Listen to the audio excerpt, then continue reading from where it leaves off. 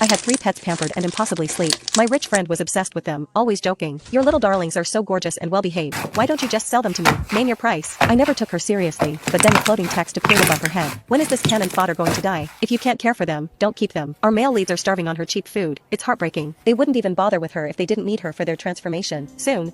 The cannon fodder has a brain tumor and no money for treatment. She's going to die any minute now. Once she's gone, the 3 male leads can go home with the female lead and start their happily ever after.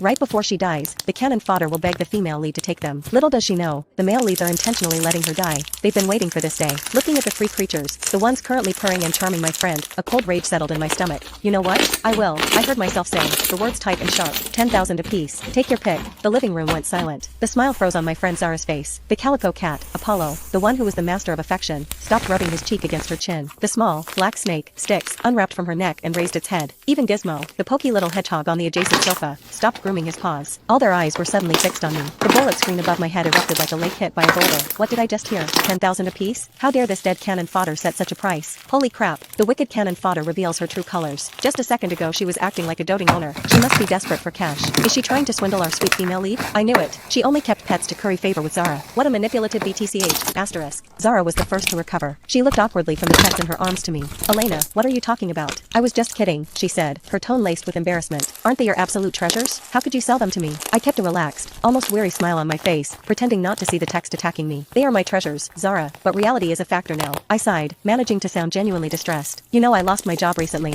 and nothing solid has come up. To be honest, I can barely afford it anymore. I met Zara's eyes, making my gaze sincere. They'd probably be happier with you. Anyway, look, the fancy cat tree, the organic mice, Gizmo's climate-controlled habitat. Didn't you buy most of that for them? Instead of scraping by with me, they'll actually have a good life if they go home with you. Zara opened her mouth to speak, but I cut her off. I'm really in a bind right now. If you truly love them, and you're willing to help me out, 10,000 each. Anyone you want. Think of it as bailing me out. Please? Zara fell silent. The bullet screen raged again. Female lead, darling, don't believe her. She's exploiting your kindness. A bind? LOL. You have a fatal illness that money can't fix anyway. Jinx. Male leads, fight her. This black-hearted woman doesn't deserve to be your owner. Zara hesitated, finally biting her lip. Okay, maybe I'll just take one for now. I wouldn't want you to be completely alone. I was practically itching for her to take all 3 and save me the trouble. They were ungrateful vipers, and they needed to be gone. Sold. All of them, but I knew a sudden change in attitude would arouse suspicion. One step at a time. Fine, whatever you think is best. Go ahead and choose. Take whichever one you bonded with me. Zara knelt down, still holding Apollo the calico. She peered at the little black snake and the hedgehog that had scooted closer. Styx seemed to sense something was off. He raised his head higher, turning slightly toward Zara. His tongue flickered out quickly. Gizmo the hedgehog shifted his tiny paws, his black bead eyes fixed on her. That's when Apollo, the cat in Zara's arms, made his move. He let out a soft, sweet meow, then rubbed his velvety head frantically against Zara's chin. His